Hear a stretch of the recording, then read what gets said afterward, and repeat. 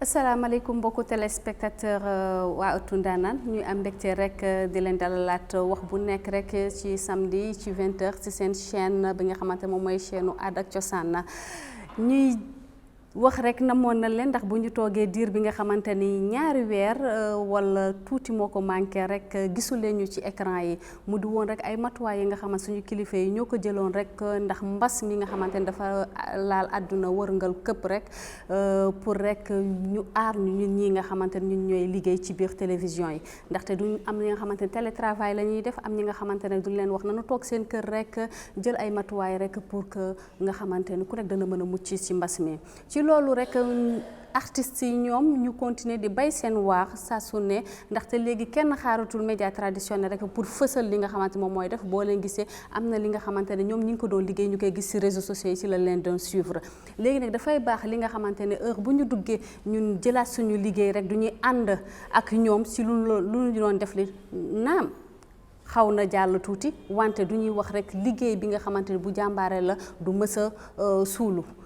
la budde saa su ne rek ñu génnee ko waat wanale ko fësal ko yéen ñi nga xamante ni dugg leen ci réseaux sociaux yi ngeen mën ko xam ñooñu nekk du ñenn mooy ñi nga xamante yu yëngu ci wàllu musique ak ki nga xamante dafay yëngu ci wàllu cinéma lu tax affaire bi gën a kéemaande parce que ki nga xamante ni dafa nekk ci wàllu cinéma dafa lëkkaloo ak ñi nga xamante ñoom ñoo nekk artistes yi rek pour fësal li nga xamante ni moom mooy liggéey bu muy def bi kon wane leen mbas mi ku nekk dafa jóg jox moromam loxo rek pour ñu mën a daan loolu mbokkee téléspectateurs yi namoon naa leen torop nekk may njëkk a présenté rek ci sama invité yi mu di Ly Hamé rek di fondateur u OLPAC Ly Hamé bismillah ci sa biir émission Ëttu Ndaanaan.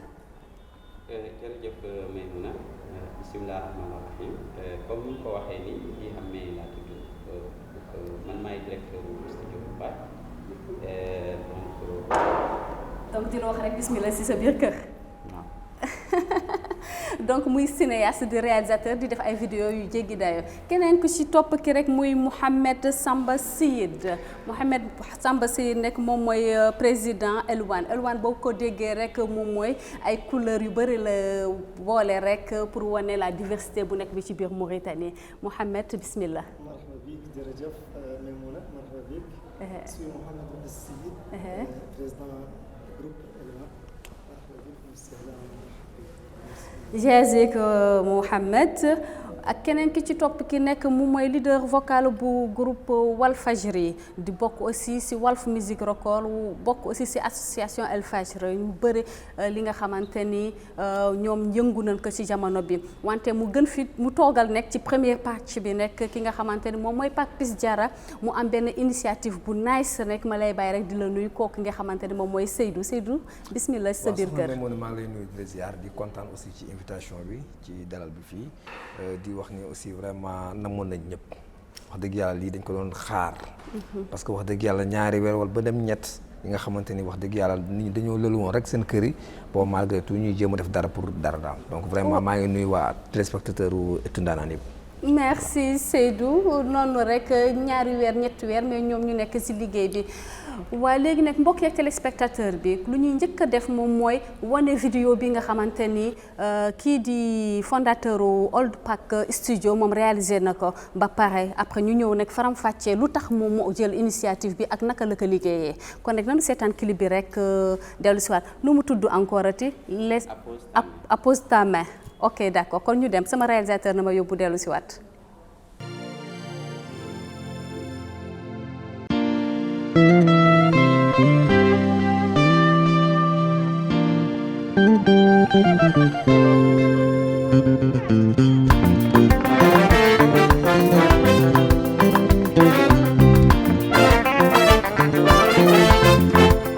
أبقى في المنزل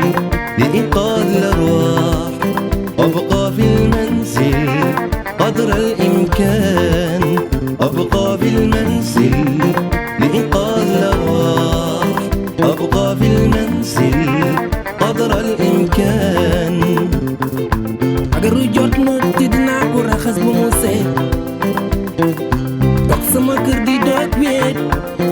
gënal di dem fi kay joxe sàmm sama bopp sama njaboot li de moo ma tëree di wër bañ a doro di law di law di law todo galema kufa pesnuma rendo calminali kewde ndaday corona rentade ɓuri safrade yeyeye sa fayi hoore mata noddu sappo e capanɗe joyi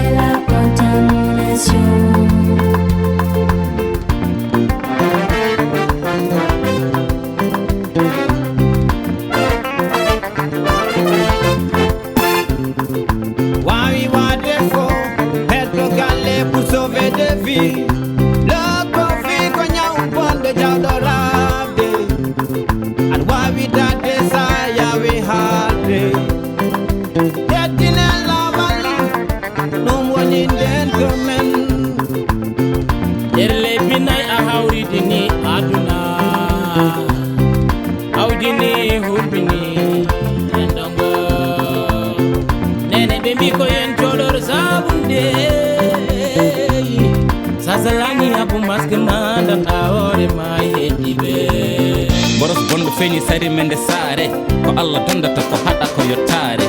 on 55 noddu so faayi awdi juuɗi gusa dente ɗe si temps yi tinne hoorema saɗa islo kofa jungo ma woɗɗon an mais sallo kobi tungo ma galle couvre fonne woodi usu jaali pelol ko afu ngallu ɗum gande kaali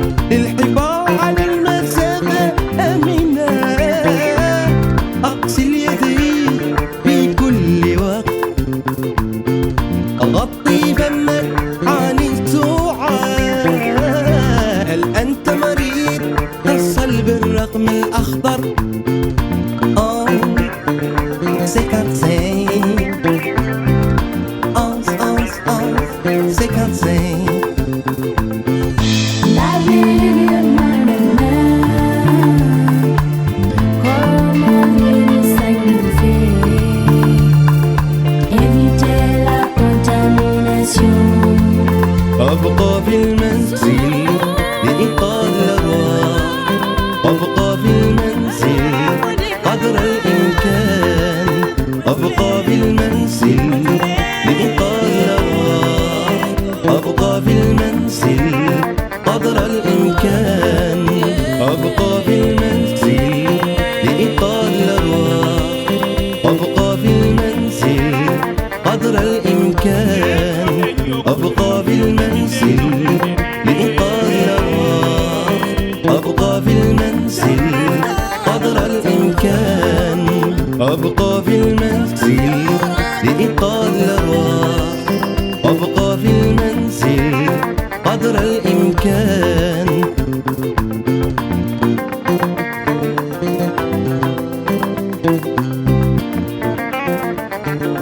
macha allah apostame jaar na yoon ñu si remercier artistes yu si jàll yëpp nekk Seydou bi gis nañ ko si Seydou ñëpp ñi ngi si donc ñu wane li nga xamante moom mooy benn diversité si Mauritanie ñëpp jóg taxaw ci def ko te di wane encore di leen wax une fois de plus kii moom mooy temps bi nga xamante ni mbas mi laalaguñu bu baax wante tunga ne du teew ñuy nataan kon nekk xamee lii nan nga amee idée bi yow mii en tant que cinéaste xalaatuloo defal ñu film nga defal ñu li nga xamante ni moom mooy musique. waaw Maïmouna donc maa ngi lay remercier encore une fois de plus xam nga ñun artistes yi parce que même su ma nekkee cinéaste mais je préfère wax rek ñun artistes yi boobu affaire bi demee au début bi boobu ñu ko dëggee pour ñun bon du àgg su du àgg Mauritanie mais dem ba si yàgg ñu gis nag moo ngi àgg te encore ñu gis suñu population moo ngi wax am na amul ci laa donc toogee ma xalaat ma ne bon en tant que aussi cinéaste en tant que yore Holpak en tant que war a def sama wàll il faut que aussi ma jéem a xool contacter samay collègues yu ma ràññi ci musique Mauritanie ndax ñu mun a def loolu ci laa jëlee sama téléphone mun ma leen lim ñoom ñëpp ku nekk dama jël ma woo ko ma wax ko ma ne ko am nañ idée def benn clip mais suñu liggéey la ñun ñëpp te lu ñuy def li dañ koy defaat uniquement pour état mauritanien defuñu ko pour Holpak defuñu ko pour keneen mais pour état Mauritanie ñoom ñëpp ci téléphone loolu laa leen wax donc suñu devoir la en tant que ay artiste nekk fii bu dara ñëwee avant ñuy xalaat kenn dina ñëw dimbali mu nekk état mu nekk keneen ñun ñoo war a jël initiative bi et vraiment me remercier nag artistes yi parce que ku mel ni comme Papis Koné mel ni comme Cheikhou Lebial Mohamed Seyid Abda MC Seydou Sow ñoom ñëpp daal macha allah nga jël nga woo leen téléphone ay nit yi nga xamante ne ran nañ ci dëkk bi ñu ne la wax nga dañuy ñëw dinañ ci def loolu lu jar a remercier lu jar a féliciter la ñun tamit ñu wax ne ni incha allah rabbi affaire bi ay étape la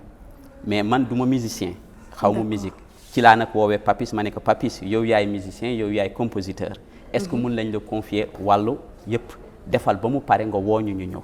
ci loolu lañ defee ñu dugg seen studio wax dëgg yàlla composer son bi nga xamantaan mun ñu ci wax mais son bi yow yaa ko bind non en fait texte yi même texte yi binduñu ko parce que texte yi ñun ñëpp lan mooy texte bi mooy les 5 mesures barrières rek amul dara lu ñu xalaat ku nekk artiste dañ ko wax fii dara rek la ñuy wax mooy lan ay les 5 mesures barrières na ngeen ko respecté loolu ngeen di woy ci biir texte ku nekk nag na xool nan la ko dugalee. D'accord. waaw te ñun encore si biir clip bi boo leen xoolee lan lañ bëgg dañ jël ñu ne bëgguñu affaire bi dugg ci biir kër yi boo leen xoolee clip bi lépp c'est à l'extérieur ça se passe. parce que dañuy wax bu xasee ba dugg rek pour nga mun a nettoyer day bëri da ngay nettoyer buntu nettoyer fu nekk mais bu duggul ku génn ki moom moo génnoon mais bu ñëwaatee avant muy dugg ci biir kër gi lan la war a def da war a def les gestes barrières. donc loolu la donc artistes yi vraiment ku nekk aussi ñëw def ko sa liggéey la parce que vraiment ku nekk dafa ñëw mu def ko sa liggéey ci combien de temps ngeen tourné loolu yëpp en temps yow sa idée bi nga ko amee ak bi nga woowee Papis pour mu réaliser li nga xamante ne moom mooy son yi ak artistes yi bu ñu ñëwee di enregistrement studio ba montage bi donc lii yëpp on l'a fait en 15 jours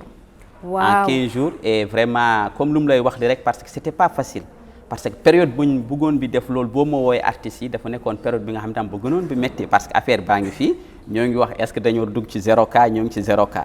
donc c'était une période très difficile te wax dëgg yàlla lu mu la wax de rek artistes yi ñoom ñëpp ku nekk dafa bàyyi sa li nga waroon def parce que ñëw en période difficile donc vraiment dam leen di gërëm et puis période de stress aussi mais bien sûr te yaa ngi ñëw encore ñoo ngi la wax jëlal say propre moyen nga andi sa bopp jëlal say propre mesure de sécurité même ci biir studio bi donc ñu jox on a donné 5 jours bon on était vraiment quand même ay dictateurs parce que dañuy wax 5 jours lañ la jox Papis compose nous un son à la hauteur de clip bu ñu bëgg bi def. waaw dictateur ci biir ci kaw professionnel yaakaar naa du metti bu baax. vraiment c'était sur ça ñu ñëw ñu def lu déglu dañu déglu affaire bi rek mu neex ñun ñëpp artistes yi ñu yónni leen parce que après nag vraiment ñu créé benn groupe nag ñu tuddee ko collectif Vision 2020.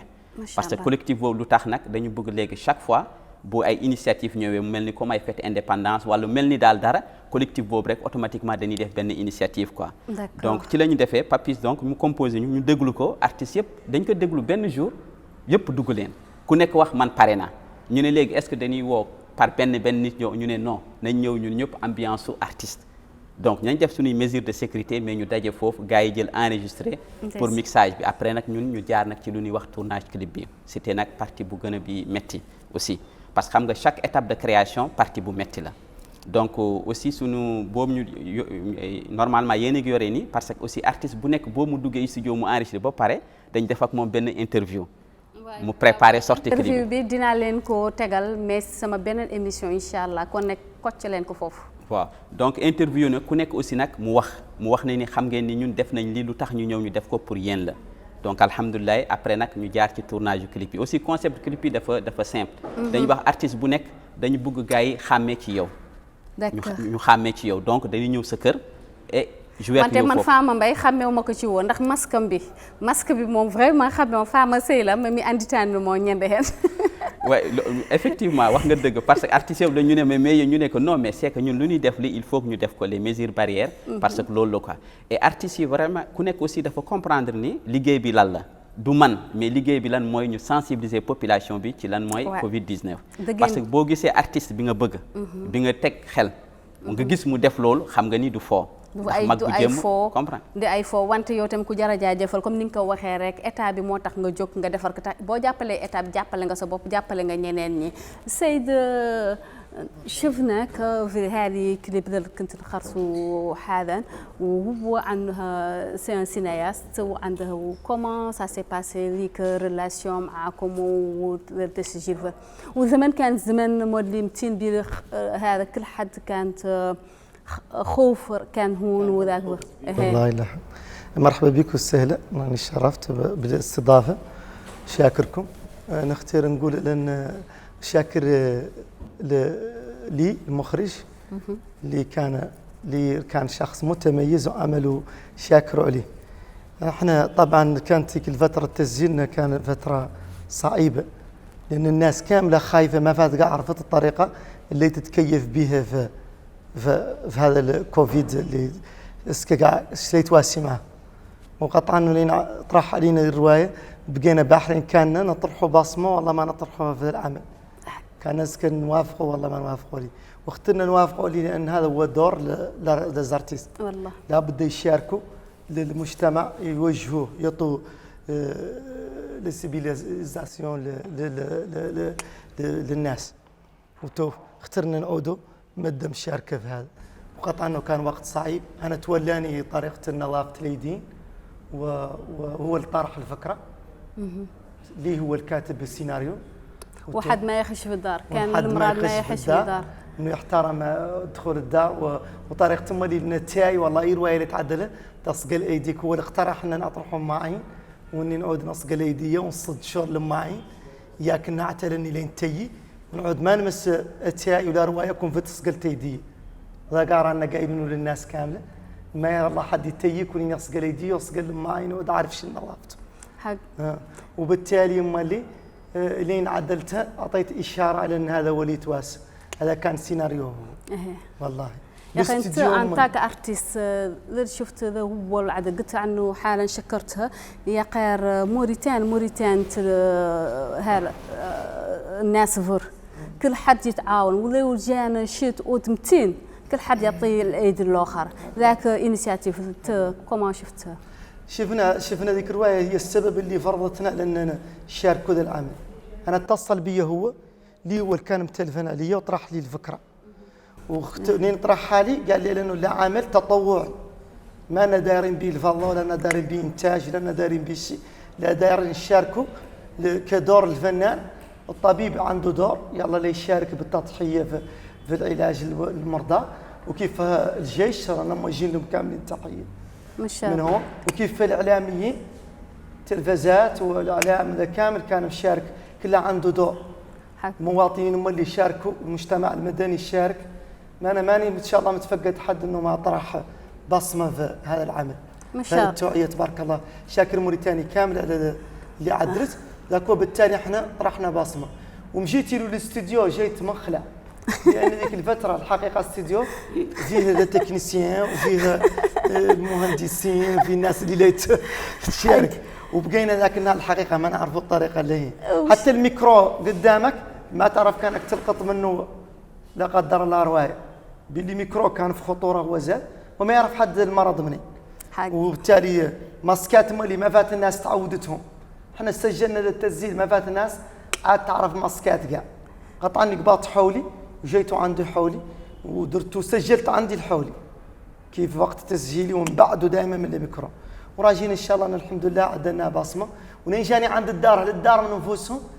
تفاجئوا لانه جاينا هو في الدار باللي وقت صعيب وعاد يقول لي سمحوا لي يا اخوتي انتم راه كلكم زرناكم في الدار والدار مشكله ما كنا يلا نجي غير هذا عمل فرين نعدلوا ودخلوا للدار في البيت وعدت انا ندخل معاهم هما ولا بعيد منهم والحقيقه وعاد هما يصور الحقيقه والتصوير الوقت كان صعيب وهم اللي منظفين طريقه البيت جزاهم الله خير. الفريق اللي جاب لي هما اللي نظفوا الماعين ونظفوا البيت ونظفوا البيبان ونظفوا المقص اللي صقلت انا فيه كي عدلوا لنا التهيئه وانا لا بعيد منهم منين جيت ودخلت وعدلنا هذا التصوير وانا شاكر على ذاك جزاه الله خير. كان بعمل كامل احترامي راجي الناس مالي تتعود على ذاك تتعود على تم بين المسافه تتعود انها تشتغل في بيروهات تم عندها كمامات وعندها كلها منظف حوليه وكل عارف الطريقه اللي ذاك هو تعرف شنو قال هذاك قالها توف لي ميزور بارير كل حد يعرف مهم عنده. يجازيك محمد سامبا Seydou rek gis nga léegi lu ñu wax léegi yow duy cof tuuti rek ci li nga xamante ne moom la waa Old Pack def rek initiative bi ndaxte gis na la ci clip bi aussi rek yow tam nga wax ñu naka nga ko dunde ba pare nag ñu xuusaat nekk laata ñuy lance clip bi nga xamante ni moom la Papis Diarra initié moom tamit yéen ñëpp ngeen dugg ci rek nga tënkal ñu si ko. ok Maimouna maa ngi lay nuyu parce que balaa may xuus ci débat bi dama perdre ñaari doomu aadama yoo xam ne dañoo cher ci man muy sama papa donc 1 mois la amagum ci suuf si dama koy ñaan yàlla fu mu nekk naka gënal fu mu jóge amiin incha allah rabbi di ko ñaan aussi bépp doomu aadama bu fi jóge donc waaw kon nekk ñu man ak équipe bi ma àndal yëpp ñu ngi lay jaale yow mi nga xamante ni yaa père ak sunu xarit sunu frère sunu collègue ñëpp Ahmed Seck donc muy koo xamante ni def na waaram ci art bi muy koo xamante ni culture bi yëpp xam na ko dëkk bi yëpp xam na ko dañ koy ñaanal yàlla fa mu nekk naka gënal fu mu jógee yàlla naka yàlla àtte ci yërmandeem et puis voilà la vie continue la vie continue mais dafay am ni sa papa ñi ngi koy jaale bu baax moom tamit mais Ahmed Seck yaakaar naa mérito na li nga xamante moom mooy benn hommage xam naa rek bu ñu toogee xalaataat ko ñun ñëpp rek mën nañ ko rendre ki nga xam parce que am na lu bëri lu mu def ci biir métier bi ñun ñëpp ñu ne léegi nekk kon nekk question bi mu la posé bi rek waaw mais li nga wax ci par exemple ci initiative xamee ci lii Old Pack dama ko rafetlu ndaxte wax dëgg yàlla xam nga lii mooy nekk citoyen bul xaar da ngay njëkk a jóg ni maa ngi nii ba pare nit ñi mën la fekk si tu vois te ba mu yëkkatee téléphone woote ci initiative boobu man ni mu ci tëbee kontaan noonu la ci artistes yëpp tëbee kontaan parce que ñun artistes bu neexee fii la ñuy nekk te ñan ñoo ñëw di ñu seet si mooy nit ñi peuple bi ñoom ñoo ñu defar muy moom muy man muy bépp artiste donc tey bu peuple bi jaaxlee ñëpp jaaxle ñun moment boobu dañu war a gën nekk ay soldats dëgg la wane lu ñu am mooy moom cinéma la yor lu ñu yor mooy suñu kàddu ñu génn wax ak askan bi loolu mooy devoir un artiste doo xaar état bi yëngal la moment boobu du woon moment état moment bi nga xamante ni ñun ñëpp waroon jóg dugg sóobu ci affaire bi ni xeex bi ñu xeex ko mu jóge fi c'était ça le combat c'était ça l'objectif donc moment boobu dara amul woon état amul dara amul na feebar bi jóge rek c'était ça le but donc moo tax may rafetlu initiative bi di kontaan aussi ci jóg bi nga xamante ni moom la Old Pack jóg moom la lii jóg xam nga am yéeneem jox ko askan wi am aussi confiance yi Papis Koné mi nga xamante ni moom la defoon directeur artistique mu def affaire liggéey bu nice donc vraiment gàcce ngalaama Old Pack quoi sincèrement macha allah léegi nekk bu Papis Diarra bi moom tam muy membre ci seen groupe yow tamit mu def liggéey bu mucc ayib ñu koy nuyu waroon na fi toog wante temps yi dafa nekk ndongo daara rek muy jàng loolu moom moo tax wante comme que Seydou mi ngi fi rek Seydou ak Papis sotti si ak def si rek la absolument xam nga affaire bi dafa nekk combat boo xamante ni dafa noble Papis Diarra toog na këram ni man gars yi bëgg naa def lii génne idée bu nice ni bëgg naa artistes yëpp ñëw jàpp ci woy ci tu vois ba mu waxee idée bi ñëpp rafetlu ko ma wax la nag Walfadjri gars yi te duñ nelaw de ku nekk boo tëgee sa kër yaa ngi toog di xalaat lu ñu war a innover lu ñu war a créer yaa ngi comprendre mu ñëw teg affaire bi woo artistes yi ñëpp jóg parce que fii wax dëgg yàlla koo fi woo ci lu mel noonu day ñëw sawar. ndeysaan da ngeen solidaire nag yéen artistes sincèrement mais seq nañ jàmm boobu noonu Walfadjri fii jàmm artistes yëpp lañ seqal jàmm dañuy liggéey ak ñëpp bi ñu woowee gars yi Papis Diarra woo ñëpp ñoo dugal ci seen loxo def affaire bi mu nice maanaam même projet la rek combat bi na fi jóge rek donc c'était ça idée boobu la Papi Diarra amoon ñu développé ko muy loo xamante ni ñu bari rafetlu nañ ko waaw lu bëri rafetlu ko loolu nag lay présenté léegi samay téléspectateurs rek léegi damay ànd ak sama réalisateur rek ñu dem ñu seeti ki li nga xamante ne moom mooy clip boobu mu di aussi clip moom tamit bu nice rek comme bi fi jot a jàll léegi rek ñu seetaan ko dellu si waat suñu plateau.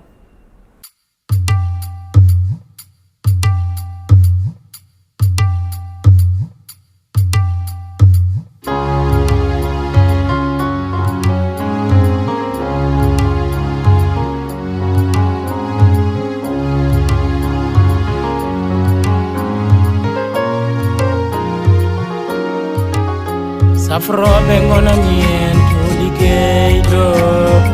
enen keddoɗen e galleji ndenten kaɓoɗen corona ndaɗen danden pitta وزير الصحة والطب سلطاتنا من يرعونا بالوقاية كل تسبة عملوها تلزم كورونا عملوها تلزم كورونا عملوها تلزم كورونا ban bolo man ko salade nyongo rebata talmi jodi ko pelital namdi خوتي واخواتي أبونا nanu joke jangorodi wote wuyo penna ban bolo man ko salade nyongo rebata talmi jodi ko pelital namdi خوتي واخواتي أبونا راي دمر كورونا Jarama autorité Mauritanie Jarama policier gendarme pompier infirmier pas docteur Jarama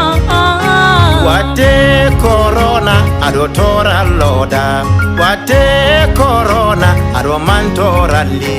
Sikana siruku une kunkatiga Wate corona ado mantora lo gonga ni ina muusi kono celal arde hunde fo be yahanoɓe ina jiloyo yalla suuɓe kono laamu ngu yo ɓeyɗo tinade mabɓe sibu ko hen ɓes nguuli nguranno wote wuyo penna ban bolo man ko salade nyongo rebata talmi jodi ko pelital namdi خوتي واخواتي أبونا Haruna ke wate gaja wote wuyo penna ban bolo man ko salade nyongo rebata talmi jodi ko pelital namdi Tous ensemble on fait service On doit tous rester chez nous زين الله تحمينا من فيروس كورونا زين الله تحمينا من فيروس كورونا Thanks for all doctors, medical professions And the ministers for cheering the football they do We must also follow the rules and please stay home alhamdulillahi Mauritanie mantama wana wasade ko enen liggi ɗum laamu Mauritanie darima dadima gam haɓanade cellal leydi mum kono mi yejjittani kala cafrowo gaccuɗo ɓesgu mum yo Allah dandu men e bone musibbaji mum wote wuyo penna ban bolo man ko salade nyongo rebata talmi jodi ko pelital namdi All together against this virus We must all stay at home wote wuyo penna ban bolo man ko salade nyongo rebata talmi jodi ko pelital namdi خوتي واخواتي أبونا راي دمر كورونا coronavirus aduna mo fi Davis santul nañ yàlla fi ci Mauritania nguur gi jël na matuwaayam jëm ci askanam am nañ ay docteur te ñoom ñoo ngi aar bu mu tax ngi wër na nga toog ci sa bërëb mooy tax aar sa bopp sa njaboot ak li ko wër jàngoro ji de yéem na ma dellu yéem sama morom feebar bi du ne ni nen sama gaañi man leen Remercions les docteurs et les corps médicaux, le ministre du beau travail qu'ils ont fourni. Prenez soin de vous, protégez les autres en suivant les mesures de protection.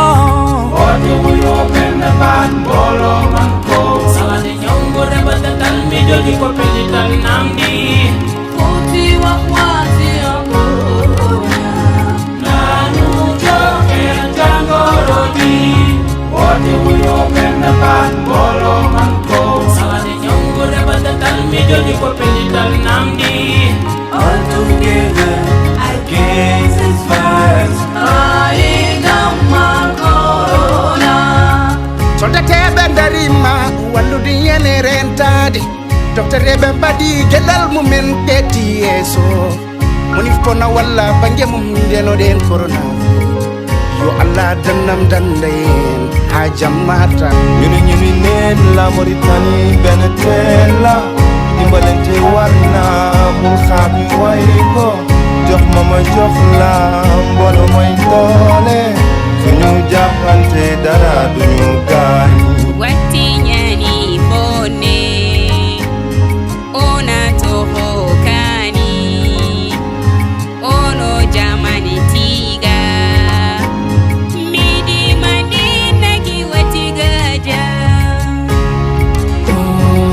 on jarama docteur bi me jarama ministre de la santé jarama kono kaji me jarama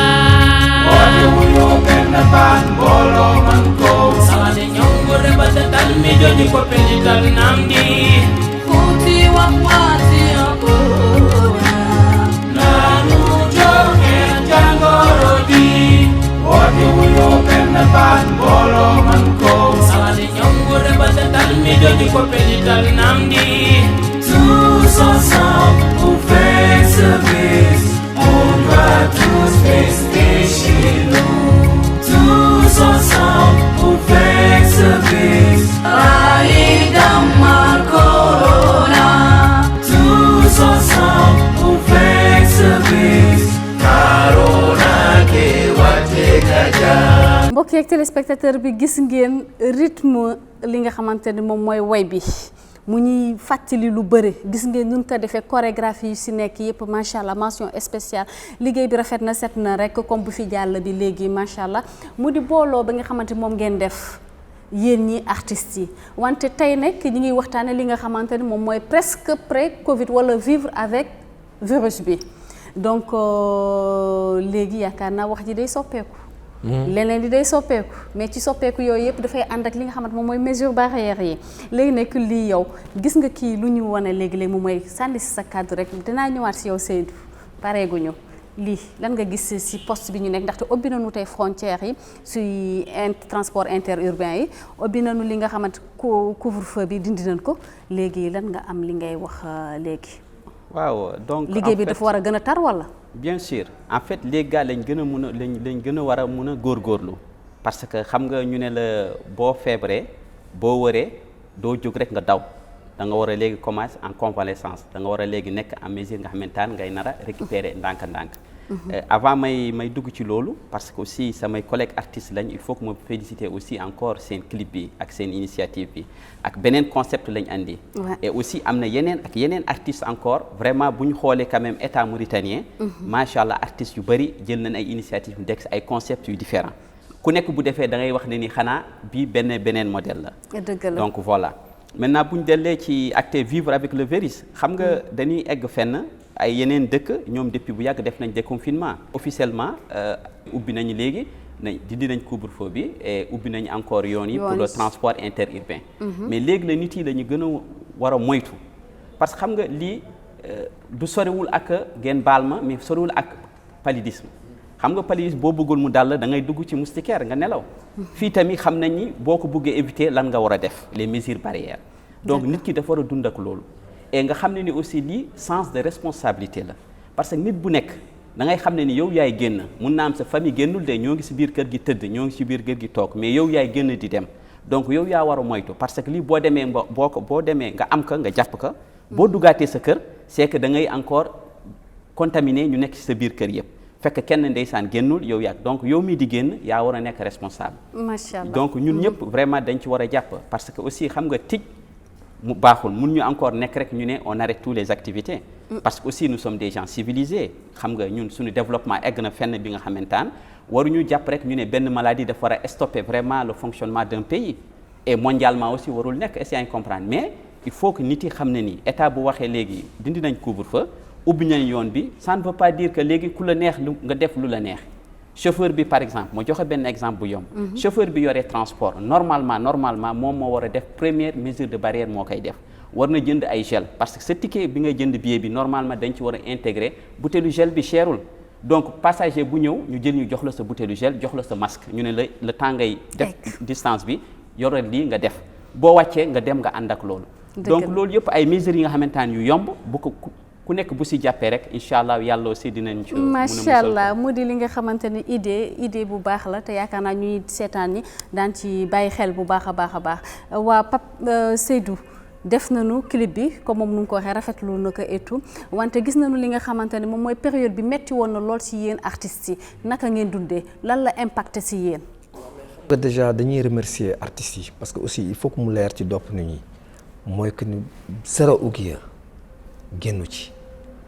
par contre artistes yi joxe seen doole seen deret pour affaire bi mën a am mais du dërëm boo xamante ni état wala kenn ça c'est important léegi fi may waxee mooy parce que am na ñoo xamante ni aussi mënuñu comprendre xam nga des fois da ngay leeral parce que aussi nga woo nit mu ñëw parce que aussi damay dégg ni li am mais li may wax nguur gi mais li may wax état bi mooy que ni nañu xam ne artiste bi ñu jógee taxaw dara xew dara amul nañ ci bàyyi xel bu dara tam demee ba am nañu gëstu ñi nga xamante ne ñoo nekkoon ci waar bi di bay seen waar ça c'est important de le dire. donc waaw mais Covid bi nan la impacté yéen seen liggéey. parce que yéen artistes la ngeen xam moom mooy ay spectacle dafa ay spectacle ngeen am yenn revenu yi léegi bu fekkee gaa yéen a ngi jóg di xeex di sensibiliser mais amatu leen sax revenu yi ngeen doon am yi seen biir kër te gis nañ fi am na fa nga xamante dama ko fay junj rek bëgg nga ñëw foofu nan la impacté seen liggéey da ngeen toog arrêté lépp à part sensibilisation yi ngeen def fi wala am na neneen na ngeen ko liggéeyee aussi. non defuñu woon dara toog suñu kër yi concert amatul dara amatul ba pare aussi ñun fu mu leer amuñu salaire fayeekuñu weer donc dañuy ci spectacle ngay mën a am ba spectacle amul munoo am dara donc dañu toogoon suñu kër yi am na ñoo xamante ni ci location lañ nekk donc dañu am problème am ñoo xamante ni amuñu sax seen dépense quotidienne mënut ko gérer nga yor famille yor njaboot yom lépp dafa metti am ñoo xamante ni ñu ngi sa gannaaw donc yaa tout ça metti na en tout cas je crois que aussi du ci ñun kese la metti ci artiste monde bi yëpp la méttee bon certainement kon donc il faut aussi loolu nit ñi mu leer parce que nit ñi dañuy yaakaar ne artiste comme yaa ngi génn télé di génn YouTube ñu lay gis yenn kii rek que da nga feex sa compte fees na demeewul noonu on est des pauvres on n'a rien du tout kon nag nu mu impacté économiquement si lépp noonu la impacté si loolu يا سعيد سمعت قال سيدو حالا هذا الكوفيد انه امباكتي حتى اشتغالتكم انتم لي زارتيست يا قير سامي عموديك عندكم انفلوب انفلوب زينه ذو نهارات جاتكم طبعا اد فرص كوفيد 19 ذيك اد اسك قد تتكلم فيه شوي اولا شاكرك على السؤال اللي قلت لنا لان الفنان في ليزارتيست في موريتانيا والعالم قاع كامل جبر الحقيقه جبر معاناة لأنه أولاً الفنان الموريتاني قدوا جبر ليزارتيست موريتانيا قدوا جبروا بروبليم أكبر من الناس الأخرى لأنهم ما كانوا يرسبكتوا داخلهم اللي يجبروا ما يقتصدوا ما يعدلوا منه شيء ولا يقتصدوا وكانت الناس لا عندها لا مرياج ولا فيستيفال هون ولا روايات كامل توقف ما في عنده دخل ما في عنده شيء عاد لا قاعدته معيشة قالوا لا يخلص وهذه مشكلة كبيرة طرحت للفنانين وذلك شاكر الشعب الموريتاني لأنه الحمد لله شعب كله يساعد الثاني بيناته الحمد لله بين المسلمين كامل وشاكر الوزارة اللي هي المعنية والدولة لأن الحمد لله هم اللي خرصت لفتة ذاك جزاهم الله خير أنا شاكرين الرئيس الدولة الموريتانية اللي هو محمد الغزواني رانا شاكرين للشيخ القزواني دونك القزواني طات انفلوب مساعدة لوزارة الثقافة على أنها تعطيها للفنانين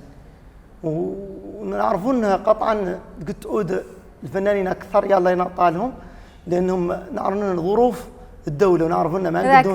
نقدون الجلج وكاع الشيء. رجعنا رانا شاكرينهم عليه. كانت تتمثل في 20 مليون قديمه. نعرفون الفنانين تبارك الله ياسر في موريتانيا، ونعرفون انهم يعانوا، نعرفون ان عندهم ياسر مشاكل. غير بعد ياسر من الفضل، وياسر لفته كريمه كانت مثمنينها وشاكرين الدوله عليها، شاكرين رئيسنا وشاكرين وزارتنا. وعندنا شيء اللي نقولوها بيا للفنانين وحدهم، وعندنا وسي ان تراديسيون تجيو مولي هما مولي عندهم ذيك امباكت. ورئيس كانوا يعانوا مولي كانوا يعانوا بروايه اخرى، لان الفنان ويقاون ذم بينهم فرق ديفيرانس بيناتهم، لان يجيو تنقال لحد ما يشت قلقاء في موريتانيا ما عنده تجبر الاسره بوها يجيو وما تجيوت والاولاد يقاونوا مولي قاون ذيك يشتغلوا لا مهنه تراديسيونيل من الثقافه الموريتانيه، الطريقه اللي تعدل في موريتانيا تملها في دارك وعندك ظروف مولاه ما عنده خلاص ولا داخل له شيكم من المواطنين، وعنده قطعا ازمه كبيره كانت في هذه الفتره، وراجين الدوله تعطي لفته كبيره لذاك مره اخرى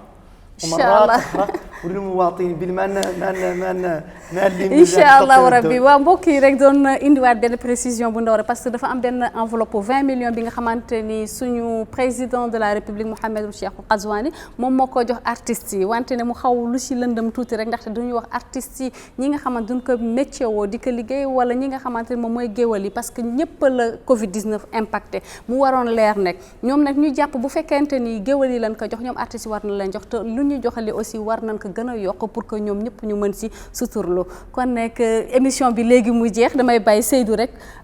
nga wax ma yow tamit tënk li nga bëgg a wax rek tënk ma li nga war a wax aussi ci wàllum enveloppe bi. waaw mais enveloppe bi li ma ci bëgg parce que instant bi man mënu ma ci wax lu bari parce que dara leeruma ci sincèrement bëgguma ci avancer. yow yëguloo ni am na dégg naa. ok dégg naa mais gisuguma mais dana ñëw moom joxe nag léegi mi ngi ci ministère yi après dana ñëw ci yéen. mais nag li am solo mooy. wax dëgg yàlla du somme bi. mais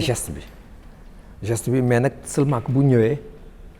bu jaaree ministère dañ ko teg ci loxo ñi nga xamante ne ñoo ko moom. et ça c'est important. donc am na ñoo xamante ne ñoo ko yelloo ñoom lañ ko war a jox donc artistes yi fii kenn du la wax ni affaire bi mérité woo ko bu dee ñaar dërëm sax am nga ci soxla. donc voilà donc man noonu laa koy gisee ñi ci war a jot daal nañ ci jot. te xam naa ni ñi ci war a jot tam buñ ci jotul daal leen dégg. après Covid bi lan ngay pare léegi nii parce que léegi yaakaar naa restaurant yi ubbi nañ lépp ubbi nañ ndax concert yi mën na ñëwaat. bon mais est-ce que wax nañ ko parce que waxaguñu ba léegi. non boo déggee mën la comme restaurant ubbi na. yow mën nga ñëw tëgg acoustique ak yooyu jarul ngay jël ndaxte aussi il faut que ñu adapté wu ñun li ñu doon def parce que du ñu def lu ñu doon def avant. mais léegi période bi il faut que ñu comporté wu ak Covid bi. mais déconfinement bi bëggoon naa ci wax xam nga aussi ñun duñu ay bàyyi ma ay doomu aadama lañ. waaw. dofuñu duñu xar duñu béy. waaw am na yoo xamante ni ñoo war a jël suñu responsabilité bopp. jaratul sax ñuy toog fi naan nit ki defal lii wala defal lii dañu war a yeewu war nañ dépasser yenn yi am na yoo xamante da ngay génn directement nga def ko on n'est pas des animaux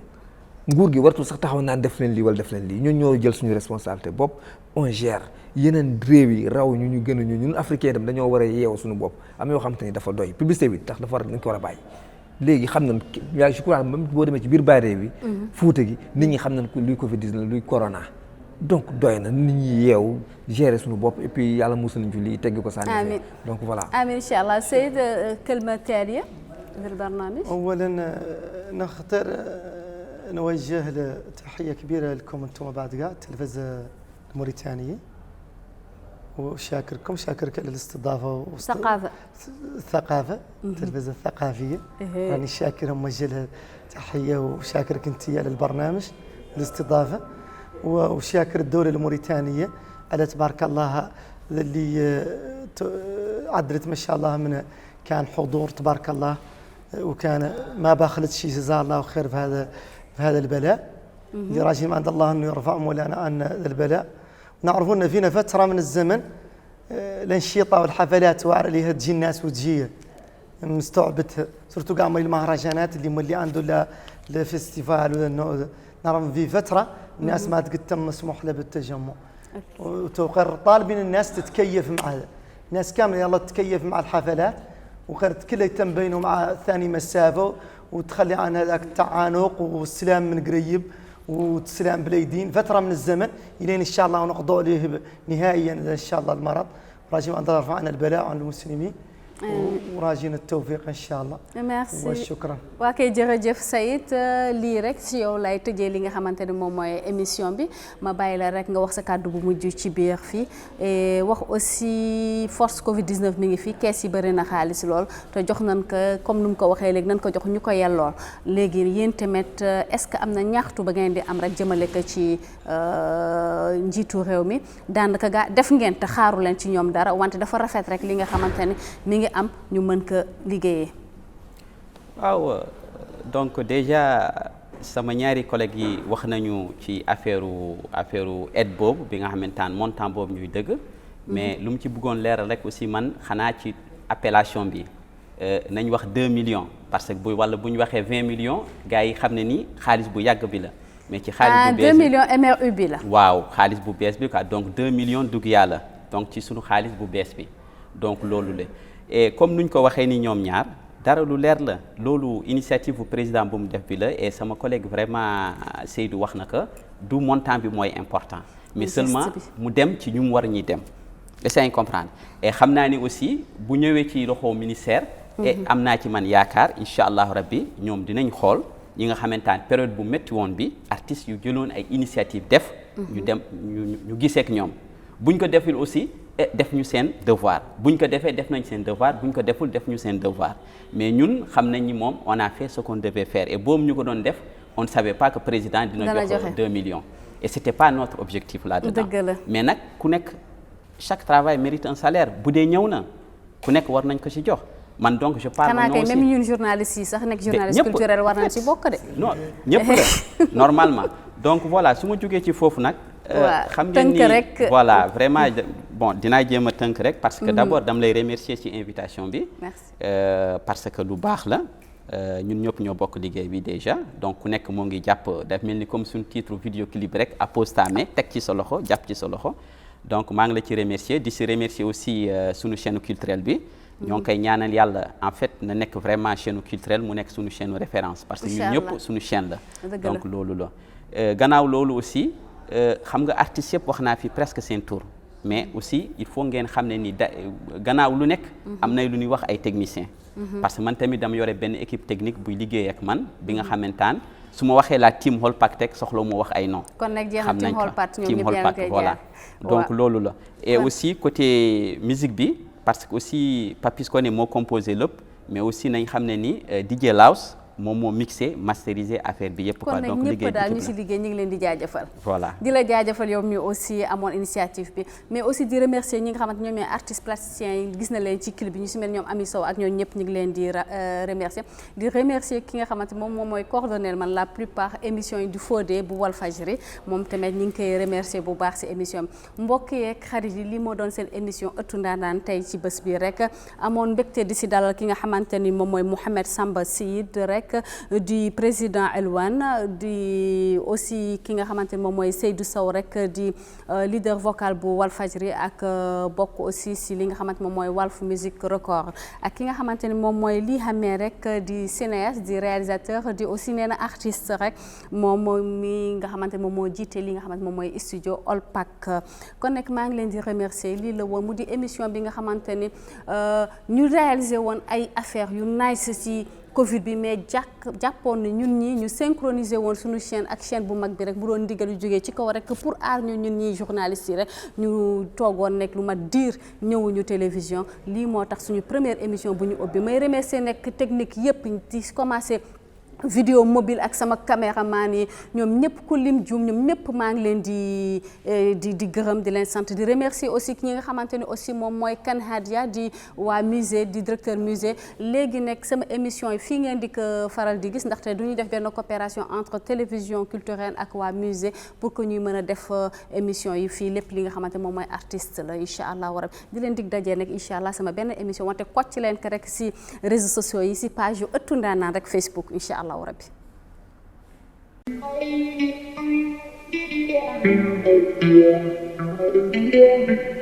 Thank you.